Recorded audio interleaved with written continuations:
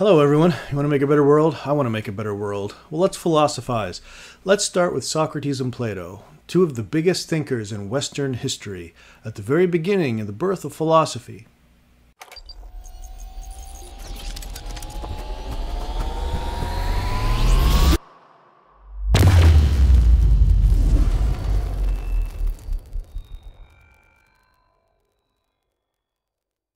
Alright, why would anybody start talking about making the world better by going back over 2,000 years? That's kind of an odd thing to do. Well, consider for a moment, how might we make the world better? How might we make our communities better, our cities better? How might we make government better? And what is better, for that matter? Is it consumerism? Is it psychological hedonism, pleasure that I can ingest, taste, touch, or feel? Is it a psychological better? Is it goods and manufacturing better? Is it technological? We go on and on. What do we mean by better? All right, well, let's try and answer some of these questions starting in ancient Greece. Ancient Greece, Socrates and Plato, and then very closely my next talk will be with Aristotle or on Aristotle. It is very hard to overestimate how important these thinkers have been. As an example, the basic methodology that Aristotle gave us for studying the natural universe, nature, he loved studying nature. That same basic methodology is at play today. Observation, dissection, and so on. That's fascinating. But we get this methodology from Aristotle, who was a student of Plato. Plato, who was a student of Socrates, so you can see these three figures very closely. We get this methodology about science because most Greek thinkers back then, 2,400 years ago in the case of Socrates, they wanted to understand change. They wanted to understand why everything around them kept evolving or degrading or corrupting. And if you have an apple, you pick an apple from a tree. Isn't it wonderful the apple grew on a tree and now you can eat it? But if you leave it to its own devices, it gets gross and mushy and it falls apart. Why is the universe cycling like this, always in motion? And to make sense of it, they worked very hard to come up with rules, laws, principles to say, that's why. That's why the universe does what it does.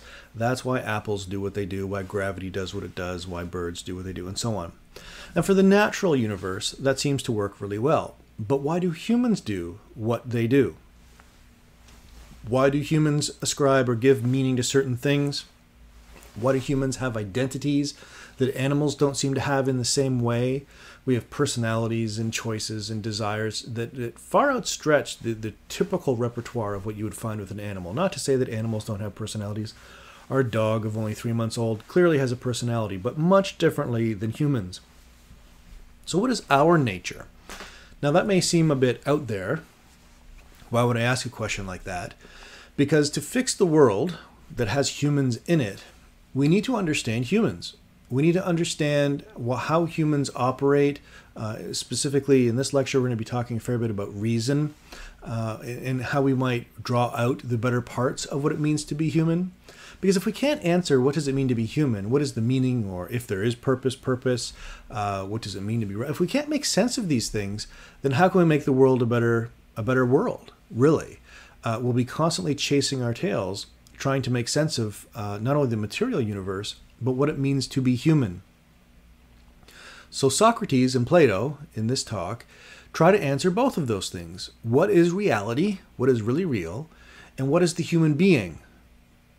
And once we know those things, then we have some sense of how to act, how to live in a happier, healthier, and I'm going to use the word harmony a lot, a harmonious way. So while these questions seem a bit out there, they're actually very practical. If you want laws, moral social systems, if you want good governments that create healthy societies, and of course, healthy individuals and healthy physical well-being overall, then we need to look at these big philosophical questions.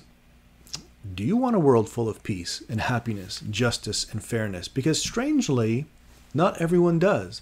Many people fight on the name of inequality, maintaining a status that's above others, while others suffer, while others go without food, We're looking at vaccine inequality now closely, and why rich countries, of course, I mean, it's natural to hoard vaccines, but it's also immoral to hoard vaccines that you know are going to expire, that your own population aren't going to use. So why aren't we working harder to redistribute those? So yeah, it might make obvious sense. We want a world of equal, shared, fair living, but in reality, a lot of us don't live like that. Well, why? Why don't we live like that? If it's healthier and it leads to happiness for the most of us, or the majority of us at least, there'll always be somebody who can't be included, but we should at least try, right? We should at least try to include everyone. But many people don't seem to do that, especially the wealthy elite, unwilling to redistribute their own wealth. But I won't get into that right now. All right, so how do we create a vision for things like justice and harmony in society and in the individual? So we're talking about both at an individual and a social level. How do we get these big concepts like justice and harmony explained in detail in a way that's helpful? If you were to look at the media right now, so go look at social media, news, if you just had a steady diet of the news, you would see, there's an election cycle going on, but you'll often see these even outside of an election cycle. You will see politicians talking about money, almost constantly talking about money. And they talk about money also in terms of healthcare reform, and money in terms of military budgets, and so many different things. But they won't talk about some of the questions we're going to be talking about right now. And that's interesting in and of its own.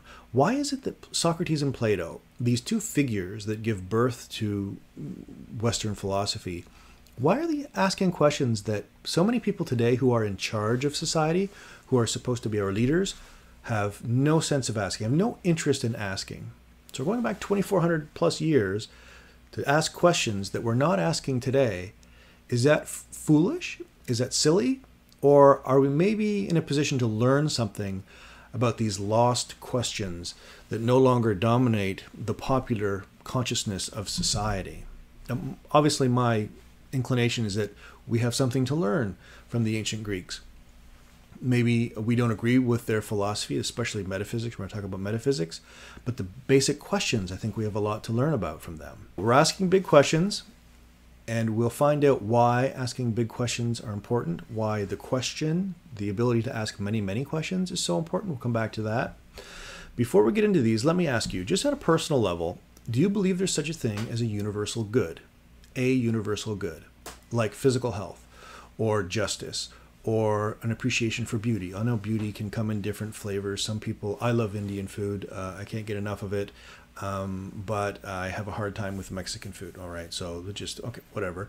So is everybody wrong who likes Mexican food? Of course not. My wife loves it.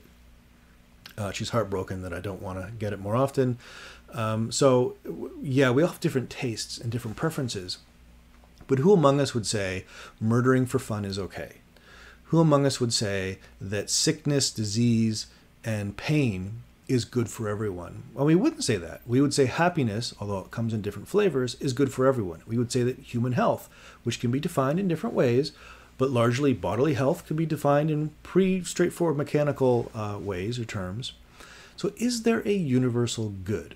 Because if there is, then we need to figure out what it is. And there may be two, there may be five, there may be countless trillions of these universal goods. For surely, there are many goods or perceptions of the good that are relative. That is, mine and yours will differ, and that's fine. But there is, I believe, something that unites us. And we're going to see this as we get into Socrates and Plato, who both answer, yes, there are universal goods, and when we can figure them out, we'll be happier, we'll be healthier.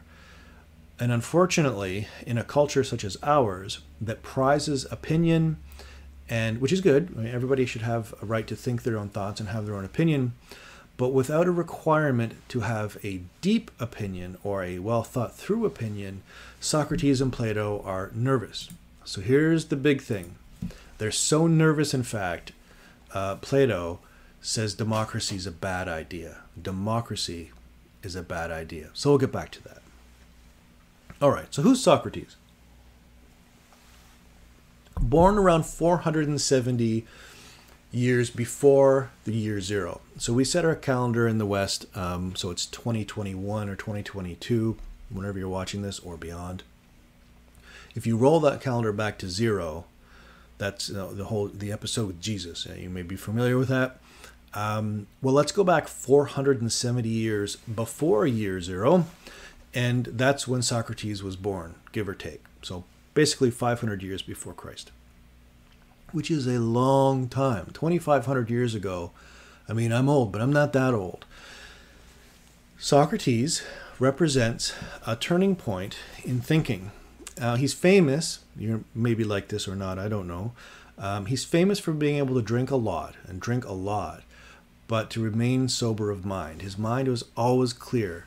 And people were drawn to him because he was very sociable. Actually, in real life, apparently, he was quite kind of funny looking. He had exaggerated features, and it's not clear in the tradition just how funny looking he was. But it was a way of sort of getting attention, asking these questions. People weren't necessarily focused on how he looked so much as what he thought. But drinking, going to parties, being visibly a little bit different than others was all a means of course, generating conversation and drawing people in. Eventually, he would become so famous for his questions and his ideas that the authorities would have to basically put him to death, exile him or put him to death, because he was agitating too many people. He was asking too many big questions, and they didn't like the destabilization that Socrates was causing. This strange fellow who would wander the streets of Athens, staring up at the moon for hours and hours and hours and hours at a time, and just talking to people and asking questions. Questions can be dangerous. All right, questions can be dangerous when they're real questions. What's a fake question? A fake question is one you already know the answer to. A fake question is one that's already satisfying what other people want to hear. He tried to ask real questions, which is uncomfortable. Socrates famously believes in this phrase. It's not a phrase he used, it's a phrase that's been used to describe his thinking. Ethical rationalism. Ethical rationalism. So we're going to unpack both of these things, but essentially it's this. Ethical truths are true and rational. That is, they're something that you and I can agree to by using reason, and they're true in the sense that we can verify that, this is how people should act. This would yield greater harmony, justice, and such. And they're beyond the... you may have heard phrases like this. They're beyond phrases like, I am the ultimate judge of right and wrong. Some people genuinely believe that they're the judge of right and wrong. And the obvious examples to this that many people will give is, well, jump out the window and, scream out loud, there's no such thing as gravity. And whatever your opinion is seems immaterial to gravity. It's going to pull you down. In like sense, just like there's a real force called gravity, whether you can see it or not, and whether you like it or not, Socrates and Plato say there are ethical truths. Ethics is the study of right and wrong. Ethics is the study of how you and I get along. You may have heard of this before. Ethics and morality are two very closely related terms. And so what he's asking, or what he's saying, is that it's not just my ethics, it's our ethics. As a human being, regardless of your language, culture, and time, we should find a way to adhere to these universal truths about the good life. I've thrown out too many terms already, I know. The good life. That implies that there's one way of life, and that every person has to be a farmer, or every person has to be a philosopher, or every person... That's not what that means. The good life, for Plato and Aristotle, as we'll see, is each person doing what they're best naturally suited to doing. So it's not like the good life is only one kind of life. Everybody has to be a computer programmer. No. That's not what it means. Long and the short of it is, if we think values in terms of ethics are relative, we can just do whatever we want, whenever we want, we will be unhappy, we will be unhealthy, and we'll drag society down. That's their belief. We will drag society down unless we pursue very eagerly, very fervently, this ethical rationalism. The ethics being what is the good life, and rationalism being the ability to think it through and to see it objectively without falling into just pure relativism, which is that any view goes. All right. Every person has a right to their opinion. You've heard that before, and it's true. I completely agree that every person has a right to their opinion. But it's not really a right in the sense that it's defended by society. There's no law that says you can have an opinion. We typically frame it as freedom of conscience or freedom of thought. That's typically how we mean it, which is not opinion per se. It's you should be protected from anybody trying to control your mind. Which is difficult to do, of course, in a culture filled with propaganda and commercial wars trying to get your attention and get you to spend money. But you are free, hopefully, whatever culture you're in, you're free to think your own thoughts without fear of punishment. Unfortunately, we know that's not true. There are many countries where people are not free to think their own thoughts. But okay, so the statement, "You have a right to your own opinion," is really you have a right of freedom of thought, which is good. For Plato and Aristotle, this ethical rationalism, Plato and Socrates, this ethical rationalism isn't just about finding your opinion and feeling good about it. Again, their assumption is you're probably wrong. First of all, most of us are probably wrong in our views of what justice is, about what equality is. We're probably wrong, or in the very least, we've been sidetracked and our view is focused on equality means everybody has a car in their garage. Like that, we might begin to think that based on our cultural assumptions, rather than equality is, we'll talk about some examples in a minute, but it's usually how things go wrong. So you are not, for Plato and Aristotle, entitled to your opinion if you want a good world. If you want a good, happy, harmonious world, you need to be prepared to sacrifice your most cherished beliefs when they don't match up with reality. All right, just pause on that for a second. We want good things in life. We want to be in harmony. We want to be happy, healthy. We need to be prepared to be wrong. That sucks. Nobody likes to be wrong. But that's the pursuit of the good life. A willingness to admit, okay, so I may have a car in the driveway. Does that mean everyone in society is equal? No. Does that mean that I'm happy? No. And so on and so on. One of the big phrases that will help orient this discussion as well is, it's often attributed to Socrates or Plato. I didn't mention this earlier. Socrates didn't write anything down. He didn't write his philosophy down. He didn't write any books. Plato did that. And Plato said that he never put his own ideas into these volumes of works. He only said what he saw from Socrates. So when I say Socrates or I say Plato, I'm meaning them interchangeably. And we'll never really know exactly what was from Socrates and maybe where Plato kind of embellished or we just don't know. So when I say Plato or Socrates, I kind of mean them interchangeably. Plato being the student of Socrates and who wrote everything down. Okay, one of the things attributed to Socrates is this idea that to know the good is to do the good. To know the good is to do the good. What do I mean? It's in part, it's saying if you have knowledge about reality, if you have knowledge about the universe, if you have knowledge about how humans operate, then knowing that good, you will do it. It's not enough to have facts in your head. It's not enough to take a philosophy course, read some material from Socrates, and then think, well, I'm just going to go out now and I'm going to know the good and I'm going to do the good. It's different than a fact kind of knowledge. Socrates often talked about an inner demon speaking to him, motivating him, directing him.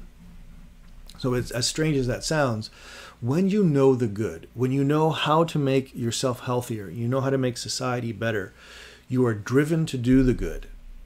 By contrast, knowing what is healthy but not doing it is so unhealthy. That's kind of weird, but think about it.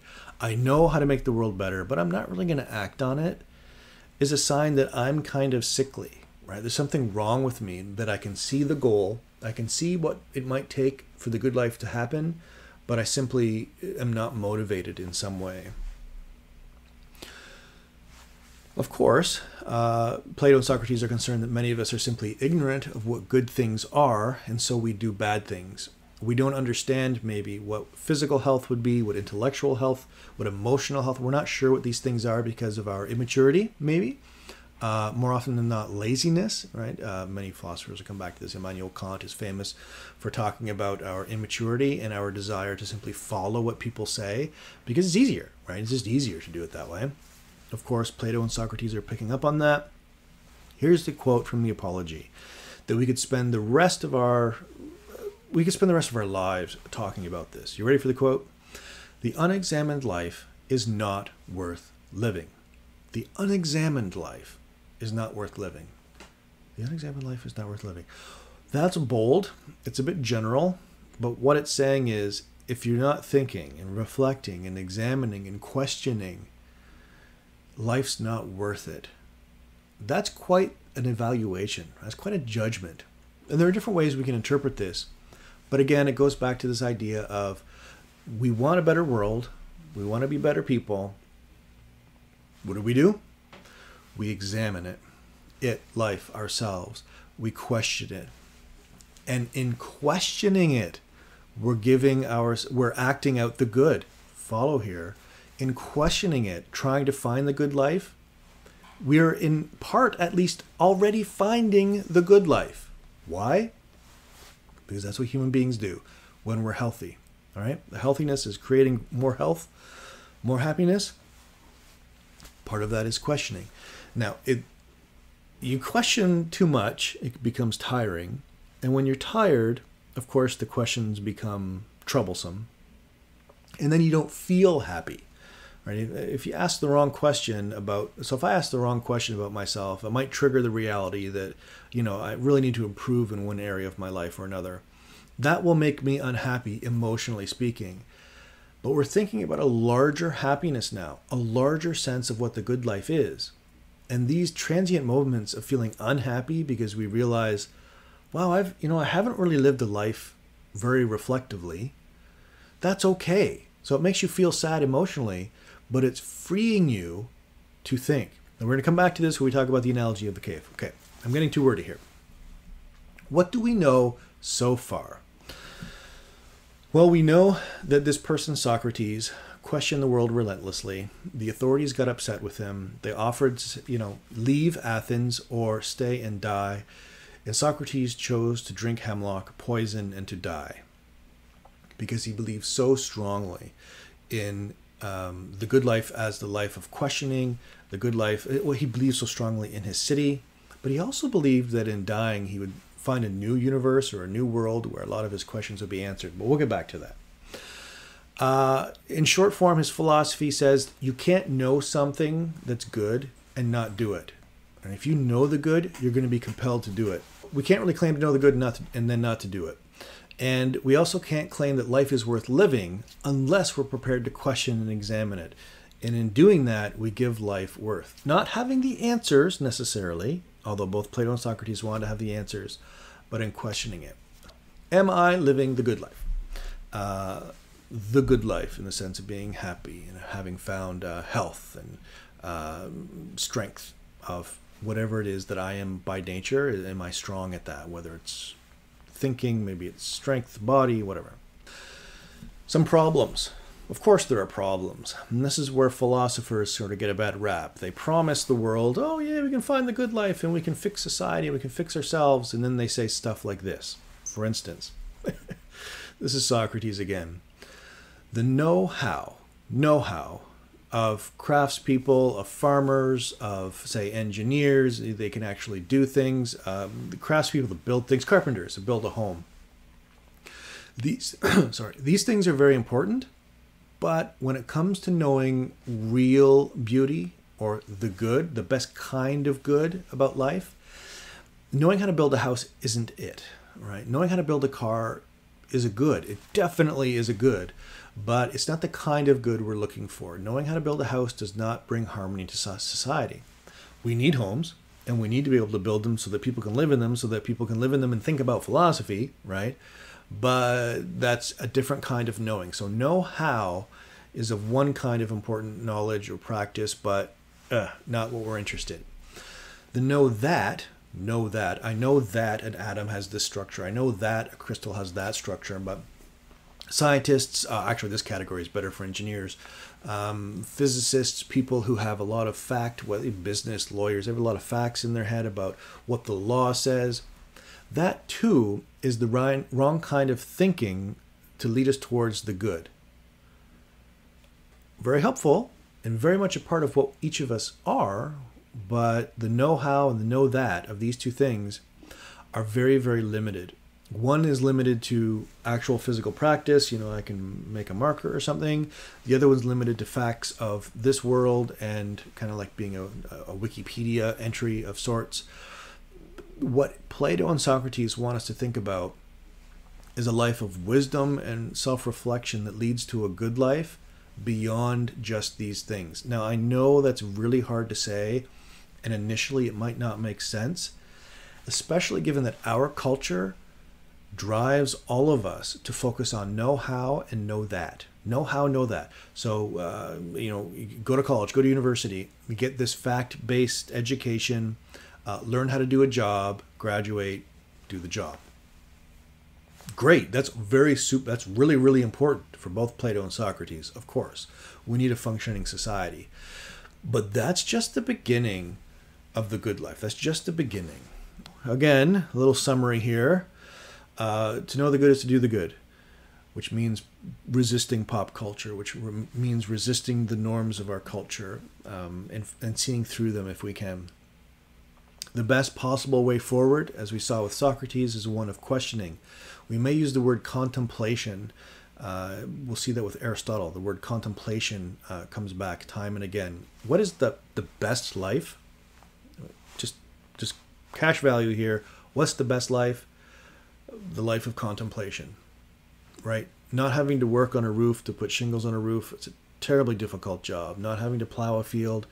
The best kind of life is one where humans can just think about the nature of the universe, ethics, laws, aesthetics, beauty. We can just think. But is that realistic? No, we can't just live a life of contemplation unless we're independently wealthy. That's not realistic. So again, we've promised these things, and now I'm kind of taking them away. I'm saying, let's pursue the good life. Let's question, let's reflect. But then pop culture gets in the way. Cultural norms get in the way. Biases and prejudices get in the way. We don't have the time or the money often to sit around contemplating all our entire lives. We have to get jobs. In other words, this is going to take so much effort, time, and it's going to be a matter of self-sacrifice. And then after we do all of these things, we're expected to do the good, which can be quite difficult. All right. So if I haven't dissuaded you yet, let me try a little more dissuasion. Okay. If the time and the money and the effort don't kind of sidetrack you, maybe this would. To begin the philosopher's journey to a better world, to a better self, to begin the philosopher's journey, we have to start here by realizing we're all kind of stupid. And I mean that pejoratively. I mean that to be offensive. But I also mean it in a positive way. Philosophy begins when we realize we don't know, that we're stupid or we're ignorant, or I'm dull. I don't understand what the good life is. I don't understand how to proceed in a healthy, harmonious way. The world is full of injustice, and war. So let's fix it. And how do we fix it? By acknowledging that we're kind of dumb. And I'm using different words interchangeably here, but the basic idea is we're ignorant. We're just ignorant. And maybe you're not. Maybe you know. But for Plato and Socrates, at least, we begin here. So here's the quote from the book by Plato, the Apology. After speaking to a politician, Socrates thinks to himself, quote, I am wiser than this man. He's standing by a politician. I'm wiser than this man. It is likely that neither of us knows anything worthwhile, but he thinks he knows something when he does not, whereas I do not. Neither do I think I know.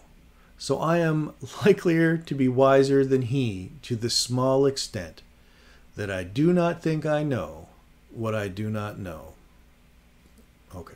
I spent hours trying to make sense of that, and there are different things, different threads we could pull.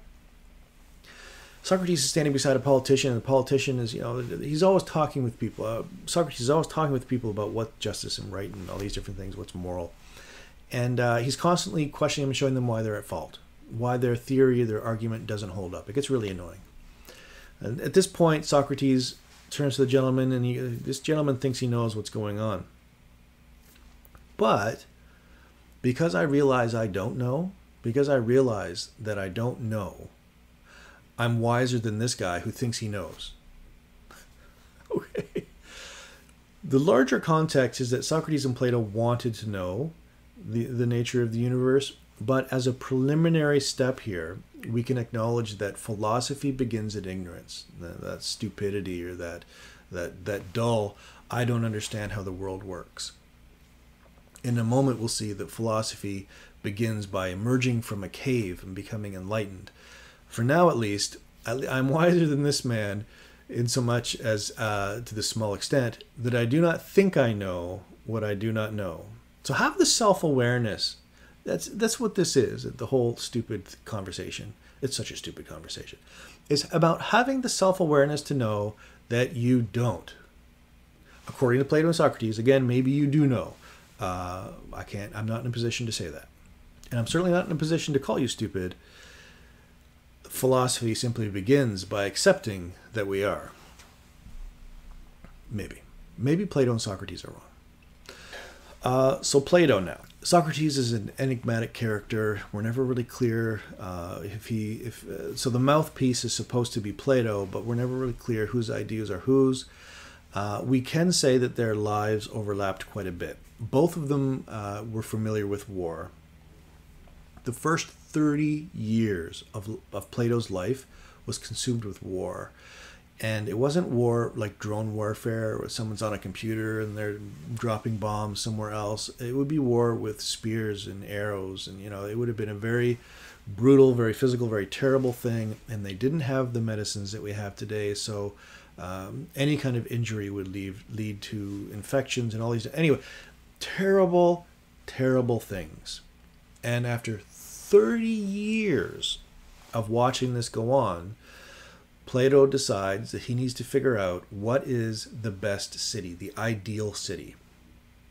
So these questions of ethics, that ethical rationalism, justice, harmony, all that gets packaged here. War is terrible. People are screwed up.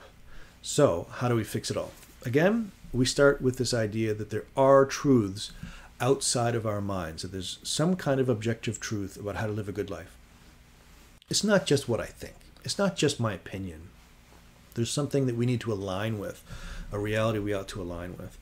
In the case of Plato, he is going to argue that this reality is objective in the strongest sense of being objective, that it doesn't change, it's absolute, and unfortunately, it's not what you could see. This world we can see, we can measure, we can weigh, but this world is squishy. That's my term, squishy. So Plato's going to try and make sense of this world by using a dualism. Body and soul is an example of a dualism. A body, and then inside is a soul, or a ghost. Or maybe there's no dualism, maybe you think we're just bodies, and that's fine. But for Socrates, Plato rather, there's this dualism at work. And we won't really know what the true truth is of things until after we're gone, or we've died, because this world is full of illusion. This world is mirror images. This world is decaying. So we never really know what perfect objective truth is. But because we have a soul, we have some inkling, because our soul is connected with this perfect world that we can't see around us. If this sounds weird, remember, he's talking 500 years before Christ, especially the Christian idea of heaven comes in. But we can use that idea of heaven as one way, and people often talk about heavenly forms when they're trying to explain Plato. But let's use that. So in heaven is a more perfect reality where there's no death, there's no disease, no crying. It's just a perfect world. And Plato is basically saying this world is falling apart and truth evades us, but we're all still connected by our souls to a spiritual world, a heavenly world, where we can kind of make sense of things here and now.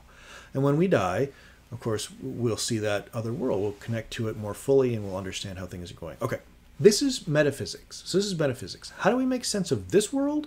How do we make sense of justice and harmony here in this world?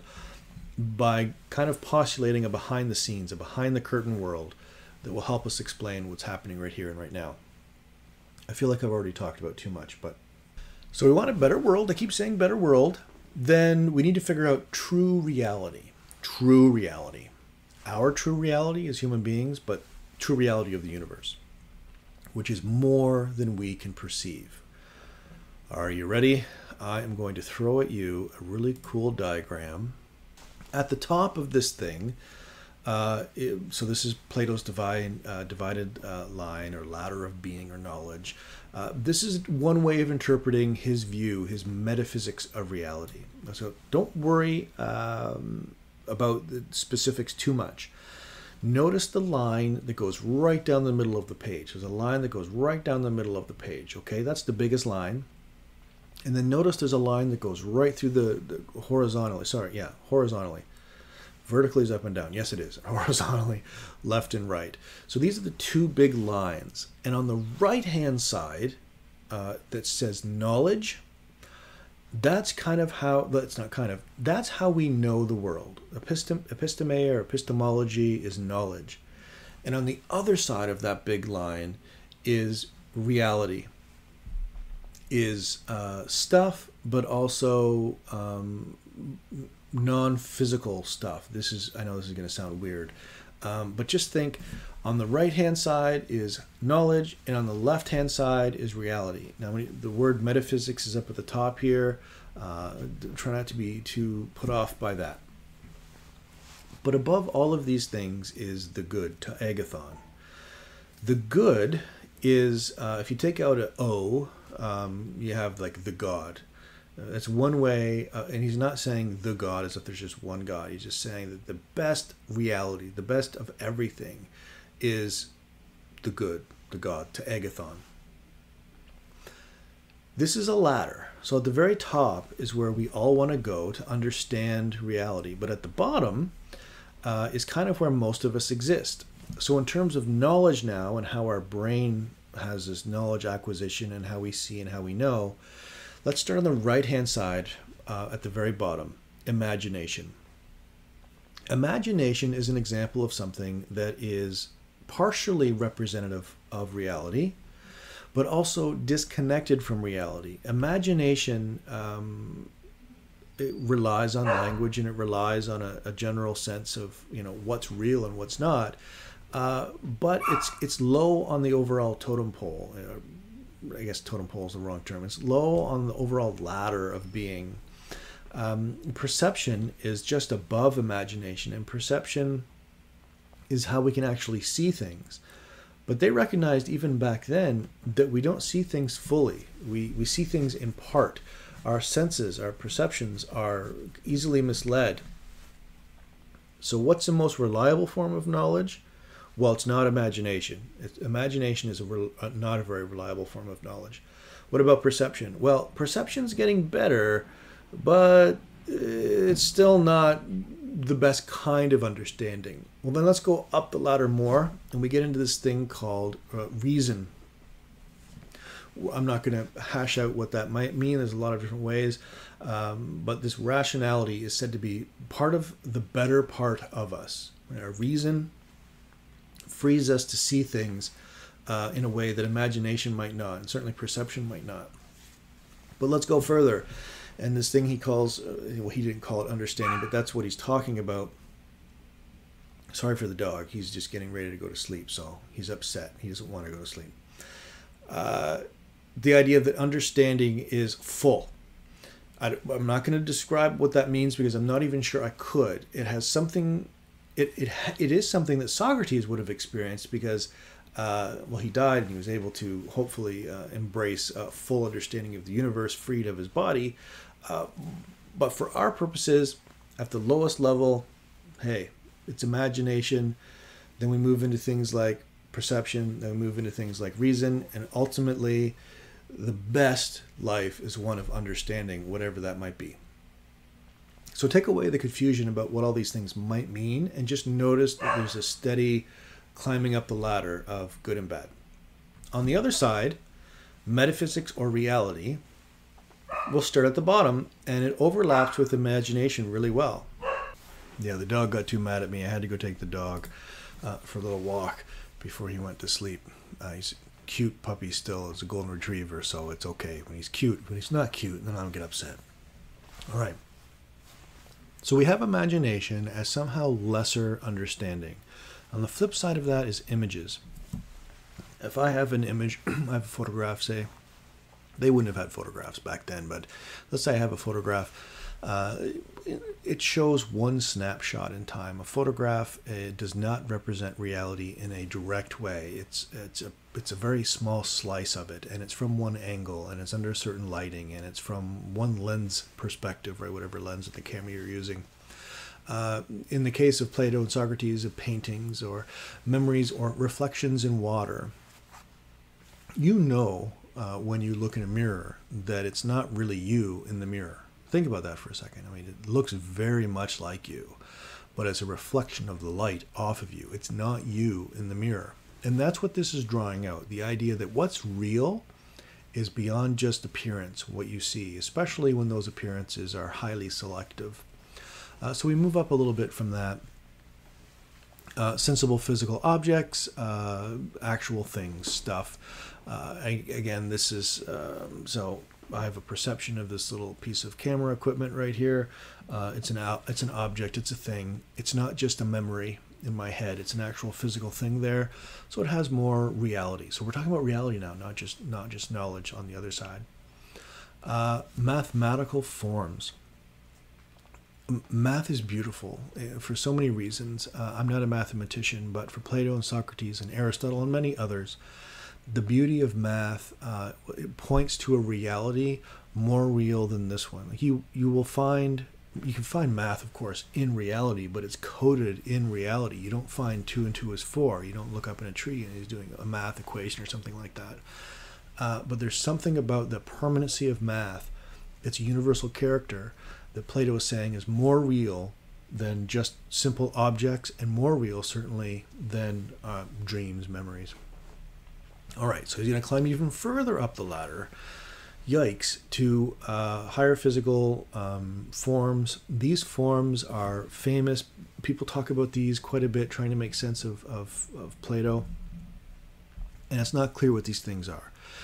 It's something in that heavenly realm. It's something that is unchanging and independent of our mind and perfect. And if we can tap into those somehow, we can make sense of life. All right. Why am I telling you all of this? This is an upside down model to how we should think about reality and how we should think about goodness and a good society. Yeah, all of this filters into making a better world, a good society. And it's upside down. In our culture, my culture, I don't know where you are, but presumably the same general idea, they prize scientific knowledge as the objects that we can discern and see, weigh, touch, taste, smell. These things have more credibility because they're here, they're objects we can see. But notice as this ladder goes higher to the good, whatever the good is, as the ladder goes up, we move into reason and higher forms and understanding. And it's quite a bit different than the subjective scientific knowledge. Not to say that science isn't important. Obviously, it's very important, especially to people like Aristotle. But that there's something much grander than an objective grasp of reality. Actual stuff, right? The reality behind this reality. Grasping the forms of beauty and justice. That's all coded. I know that sounds weird. We're just getting our heads around this, trying to figure out the basics right now. Okay, so Plato's divided line. What does it tell us? Science is a good place to start, that we all have perceptions of reality. We have dreams, we see images, but all of these things are stepping stones to something better, something more reliable, something that we can make sense of. All right, let's take a breather. That was quite a bit. That ladder, by the way, is based off Jeff Mitscherling from the University of Guelph. It's his work. That's I've stolen from. Okay, so a famous example of this movement. So we just talked about going up the ladder, moving up the ladder to the top, to agathon. That's just another way of visualizing the philosopher's life. But a more popular example of that, and a more easily understandable example of that, is Plato's Allegory of the Cave. And he says this, and there are YouTube videos, so many YouTube videos out there, you can find them. Let me change the screen here. It goes something like this. The argument is that you and I are living in a cave and we don't know it. So you can imagine just a giant cave full of a whole bunch of people, and we're all chained to this cave, and we're chained in a way where we can only see one wall, and there's a fire behind us. Way behind us there's a fire. And every now and then somebody walks by, or an animal walks by, or something happens, and shadows are produced on the wall in front of us. So we don't know that there's a fire behind us. We don't know that we're in a cave. We're chained so we can't move our heads. All that we know is what's right in front of us, what we see with our eyes. While you and I, hearing about this allegory of the cave, know that those people are seeing shadows. But they think the shadows are the most real. They think the shadows are the highest level of truth, meaning and beauty and justice in the world. They don't think they're poor representations or poor mimicry. They don't think that they're just random things maybe. So a bunny rabbit hops by and who knows what they might think that would be. But the argument is, Plato and Socrates, that most of us in society aren't really living in caves. We're not really chained. But our perception of truth is like that. We have no idea. We're so full of the biases and prejudices of our culture, we have no idea. This is that beginning in ignorance. Philosophy begins in ignorance, that acceptance that maybe my ideas are really contorted. Maybe what I think is true is just a shadow or an image or a ripple on a pond. Maybe I keep looking in the mirror and I think that's me. And then one day you realize it's not. And this is the philosopher's exit from darkness. This is, in the allegory of the cave, you need to picture this person coming out of the cave, and for the first time ever, they see the sun. And the sun represents truth, or teagathon, that thing at the very height of the ladder we just looked at. So the sun represents the best of the best, understanding. The problem is, A, who would want to, assuming somehow this person's chains, the idea is that another philosopher has returned from having had this experience and frees one of the people in the cave, but it would be very hard, to assume that someone would want to leave that cave, the world they've known forever. And realistically, we see this right now in cultures where women are being treated like garbage. They're being treated like animals. And I can't speak to that because I don't live, well, that's not true. No culture is perfect in terms of its gender equality, but I can't speak to these very radical cultures in which women are being treated very poorly. But the idea here is that when you've lived your whole life in a cave, being told you're this, being told this is how you must act, it is incredibly difficult, I can assume, for these women to begin to think, no, I do have value, that I do have equality with my male counterparts, and you get this idea. So in the case of the philosopher, just about knowledge in general, what's the motivation for them overcoming the darkness and the shadows? And Plato and Socrates realized that the vast majority of us have no interest in leaving the cave. It's too scary. And then if you were to leave the cave, what's the first thing that's going to happen after living in darkness your whole life? The sun is going to hurt you. It will be physically painful, but again, this is a metaphor. The idea is that it would be intellectually painful to realize that the truths you had were wrong. So this is all epitomizing that journey towards the good, something better. And it's painful, as I mentioned before. Just because we don't feel physical happiness or emotional happiness, that doesn't mean that we're not on the journey for something better, as Plato would have us pursue the life of the good by leaving the cave. Okay, so we leave the cave. And now we have decided we need to set up a better society. Maybe we're wearing sunglasses for the first little while just so we can handle the truth a little more.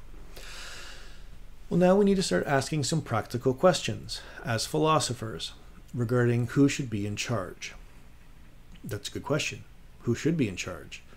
Well, whoever is richest and can afford to buy the election. Okay.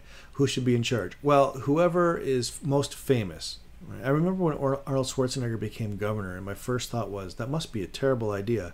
And then I realized I didn't know anything about Arnold Schwarzenegger. It turns out he's quite an intelligent guy, and I didn't follow his policies closely, but I was too quickly dismissive. Just because you're famous doesn't mean you're not going to be a good leader. For Plato and Socrates, however, we need to think seriously about three categories of people in society that will run society. Right? The first category are what have traditionally been called philosopher kings or queens.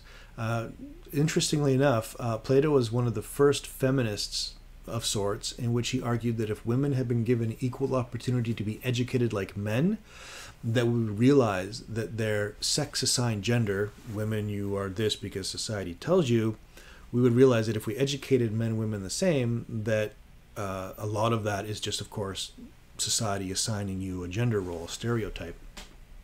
So we could have, in theory at least, philosopher queens for Plato even 2,400 years ago. Well, it would have been 2,400 years, but it would have been very close to that. Okay, so at the very top, who should rule? Philosophers. Oh, okay, that's coincidental. He just happened to be a philosopher. Well, no, he actually has good reason for saying philosophers should rule. He will argue that they've been tried and tested their entire lives. Of course, they've been educated exhaustively, but philosophers are of a kind of disposition that they're problem solving, they're constantly problem solving, but they're also in the pursuit of the good. And who do you want to run culture? Someone who understands the good. But remember, the good is more than know how, and it's more than know that. It's some extra thing, a mechanism of the mind, of the spirit, soul, connecting with ultimate reality. All right. But there's a second category, the auxiliaries or guards, and we would think of those today as law enforcement. So it could be lawyers, judges, typically police officers. Police officers are kind of the second category of who should rule. But they rule not in the sense of making the decisions that the philosopher kings do. They rule in the sense that they support the decisions of the philosopher kings or queens. So like today, officers of the law are not expected to debate the law, to question the law. They're expected to implement the law.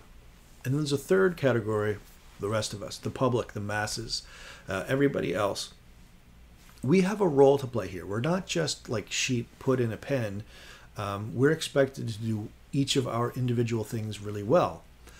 So whether you're a merchant or, I don't know, again, maybe you're, who knows what you do, a farmer, you should be doing those jobs to the best of your ability.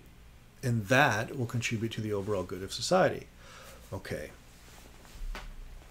We have philosopher kings or queens, the law enforcers, and then everybody else. The key here is that to get to the top, to be in charge, in a way, for Plato, you don't want to be in charge. The best rulers are the ones that need to be asked to be rulers, because they're humble and they realize the job is so big, and they realize that they don't really have a full grasp of the good life, so they don't want to be in charge. Think about that for a second. When was the last time you saw a politician on TV saying, listen, I'm not the person for the job, right? When was the last time you saw someone of absolute humility who, after, according to Plato, trained in music and sport since the age of 18, from 18 to 20 received physical training and military service, from 20 to 30 mathematics, including geometry, calculus, arithmetic, from 30 to 35 dialectic, or what's called pure theory, from 35 to 50 they actually had office, so decades of at least 15 years of in-office experience. And then how many times have you heard of a politician at the age of 50, after training all that way, after proving they love society, serving in the military, all of these things, then we have to force them into office. That's the philosopher king or queen, a reluctant hero to take charge of the reins of a culture that probably doesn't respect their vast amount of experience and training. How different is that than the Trump election? How different is that than the current election right now between Trudeau and O'Toole? And there's so many examples of it. Just take a breath and ask, if we want the good life, if we want a happy, healthy, harmonious society full of justice, and if that means having a certain kind of ruler that is an amazing person, just really tried and true and intelligent and seeking after the good. What happens when we elect wackos and nut jobs? What happens is suffering, right? What happens is long-term consequences, a ripple effect through society. When the people we make as point people for culture fail to pursue the good life, they do not maintain that ethical rationalism, we're in trouble. We're in trouble, according to Plato and Socrates. But again, maybe these guys are a little crazy themselves. Well, you might be thinking, maybe I'm not suited to being a philosopher king or queen. Maybe I want to be in law enforcement. Well, here's something unique to think about. According to Plato, if you're going to be in law enforcement, there should be a strict prohibition from you owning any private property, like a home. Building up wealth is a bad idea for people who are supposed to serve the community. They should be paid a little bit to survive, of course, he will say, but the happiness of culture is what's at stake. And when we give police lots of money, let's say we're giving them 80 grand a year. Well, that's not lots of money, but that's a good income. And then we give them enough to buy a boat and a house, and they have a family. What happens? Greed might set in. Corruption might set in. How many times have you heard about dirty cops? The amount of money that lawyers make, as an example, the obscene amount of money that they make, is a motivation for them to think less about society and more about themselves and their own wallets, according to Plato. Anyway, the temptation is there. Not all lawyers, not all police officers, of course. Many wonderful people out there. But if we're serious about happy, harmonious, justice-filled societies, no private wealth. Pay them a stipend, and if they love their culture, they'll do it because they love their culture. And then we're protecting them from greed and corruption, and we're protecting society at the same time.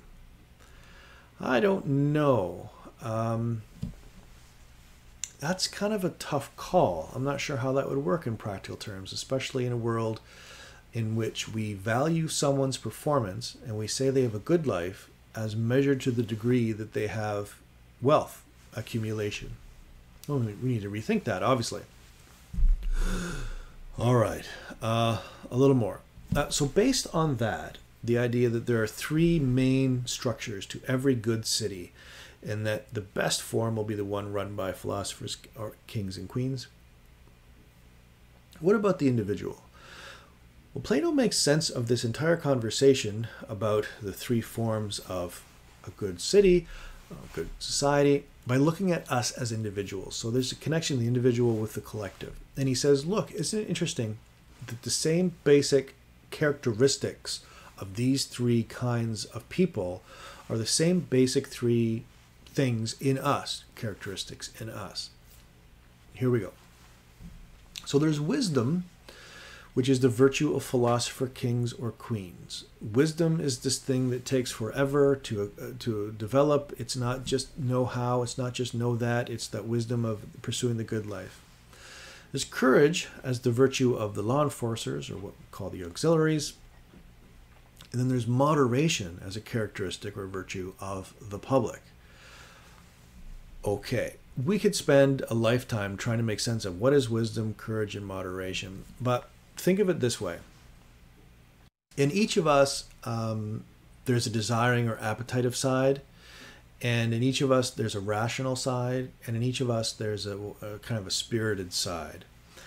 How might we map these three things in us into those who should hold office? Reason. Well, where would we put reason? Because we have reason. We think rationally. Not all the time, but sometimes. Of course, the philosopher kings or queens, right? At the very top is reason, the best part of what we are. So the best part of what we are as individuals should be the thing that guides society or culture. All right. The spirited element or the energetic element, and I know I'm not being clear on these terms. I'm not even sure that these terms can be clarified, but these spirited elements or the energetic side is law enforcement. The auxiliaries, or another term is often used for auxiliaries, is guardians, the guardians. But I prefer law enforcement. It seems it works a little bit better, I think. we have that driving animus, the motivation to act, to do. So when you combine the reason of the philosopher kings or queens with the enforcement of the law through the energy of the guardians, you're starting to get a healthy recipe now. The passions, or the appetitive part, the part that desire, so we desire to eat, sex, drugs, and rock and roll, right? We're animals. We desire these things all of the time. Well, these passions or these appetites are the raw impulses, belong to the masses. Our dominant characteristics, character as members of society, is passion. And when we disconnect reason from passion, what happens? Right? I know I'm being general still, but if I'm all appetite and all greed, if I'm a Don Juan, so Don Juan, different authors have used the image of Don Juan. Don Juan is a womanizer, sleeps with every woman he can find, has no interest in them as a person. They're just, sexual outlets for his desires. And it's just passion. He has no sense of responsibility. He has no ethical code. He's immature. He's not responsible for anything. He's just use. Okay. What happens when we have a culture that is full of passions and appetites and desires, but without any discipline? Without first the discipline of the guardians to enforce laws, but also the people who give us laws or direction, the philosophers. Well, we know what happens, obviously. Wide-scale corruption, epidemics, greed, poverty in the same city as you have extraordinary wealth, people starving, the children in the country, in Canada, our children are going hungry right now, and there are people with so much food, they don't even know what to do with it. It's just weird, strange dichotomies. That's where we end up. So Plato's very simply saying, if you want harmony, find a person of reason. Find a person who pursues the good and whose soul, this is a little wordy, I know, whose soul is connected with the good. You'll know them because they want to serve society. They're not egotistical, so they're not eager to put themselves out there to be famous. And they're not about wealth accumulation. They're about harmony. Why don't our politicians talk about harmony and peace more? They're always fighting, and they're always fighting over things that, they're important things, healthcare, military, whatnot, but they never seem to get to these bigger ideas. What's happening right now is that you and I are asking questions regarding who should rule. Who should rule society and culture, and who should rule in me as an individual? Which part of me should rule? My passions, my spirited energy, my drive, or my reason, my thought? Obviously, all of these are part of me. I can't get rid of these things, but harmony is being in balance with each, and usually with reason as the dominant factor, not the only factor, but the dominant one. So back at the previous point, I just want to drive this home one more time. As Plato, as one of the first great feminists, we can define that different ways, but as someone who argued that women should be given education. Educate women like we educate men.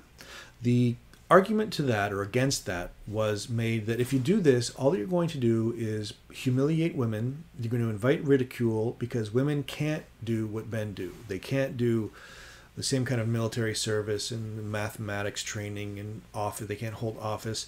It just won't work. They're going to be ridiculed. And Plato responds with, well, first of all, ridicule is rarely a good argument not to do something, but also we haven't given them a chance. We've never really run the experiment of educating everybody equally. Now, I should say that even with Plato and Aristotle, with Plato, Socrates, and then especially with Aristotle, we'll see there's still a hierarchy of slaves and slave owners and people who own property, people who don't. So I don't want to paint a rosy picture here just because there's been this suggestion that women should be educated equally. The culture of the time was still wildly unequal. All right, the last little bit here. After this huge conversation about understanding what humans are, understanding what society is, trying to figure out what reality is, the philosopher's journey as moving up this ladder of both knowledge and reality, trying to make greater sense of things, then setting up this huge bar for who should rule us, and it's surprising who that person is. where does all of this take us? It leaves us with a dangerous sort of admission. For Plato, we really have a couple of options. There are many options, but there are two obvious ones that lead us into trouble. One is an oligarchy, which is the elite rule. A few elite people rule over all of us.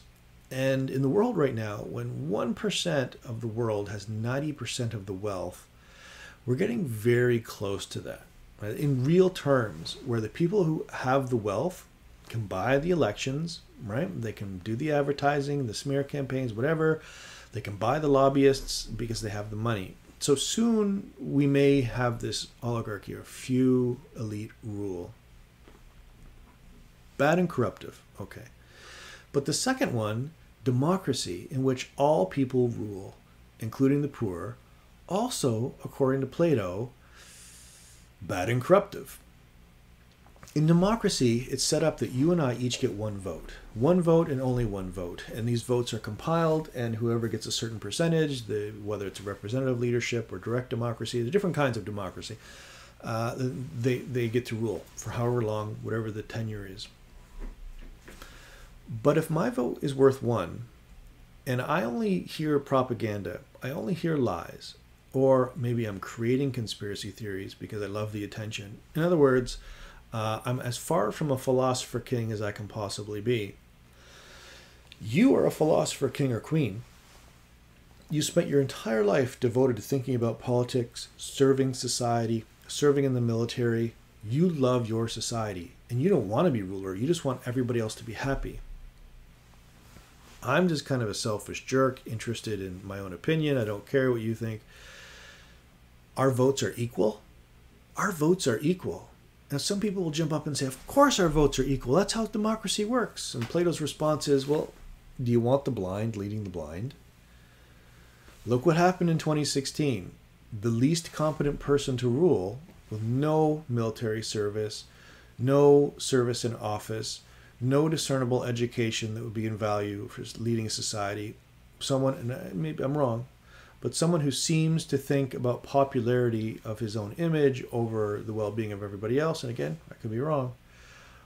Like the worst case scenario, Plato would be, well, that's why democracy doesn't work. When things like that happen, it's not clear that people even learn from those kinds of lessons. It repeats itself. Okay. What happens with democracy for Plato is that we are left to the irrational, and we're often motivated by fear.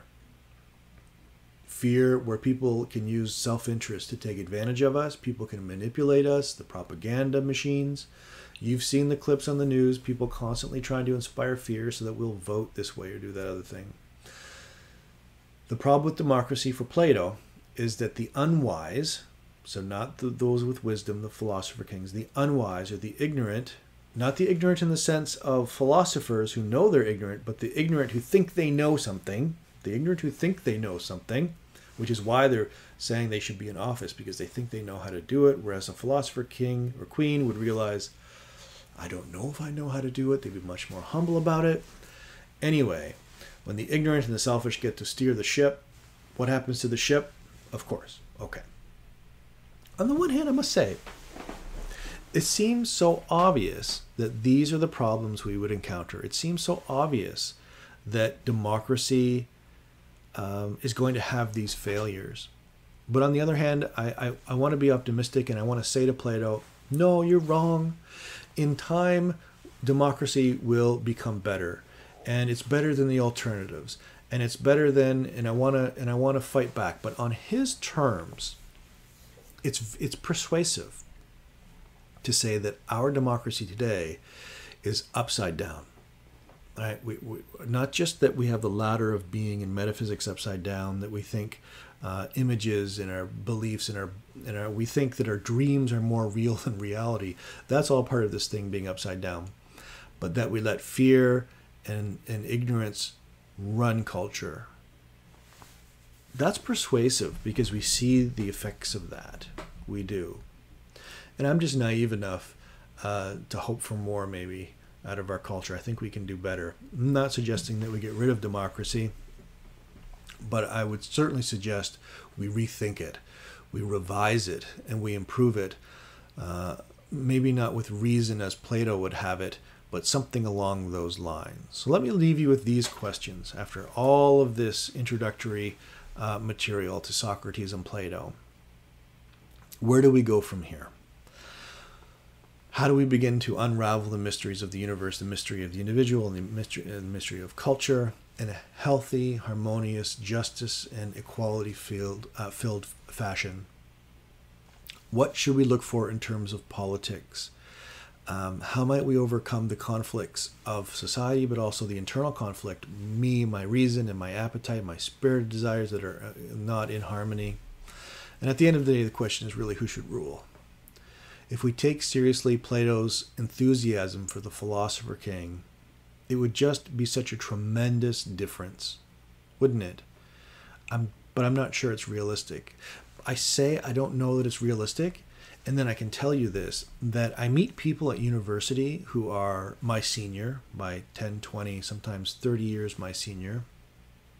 And when I meet them for the first time, I can tell almost immediately that they have years of wisdom and knowledge and understanding that far exceeds any of the current political leaders on current campaign trails. And I wish those people were forced into office. I wish as a collective we didn't ask people to be egotistical and make everybody think you're awesome. Let's put that narrative aside. Let's go pursue people who are smart and intelligent and who are nervous about running for office, and let's encourage them. We can't force them, but let's encourage them to be the next philosopher, king, or queen. Okay, remember my philosophy, and just drive this home one more time. Get one or two big ideas out of each of these talks, and I would consider that personally a big success. All right, everybody, have a good night.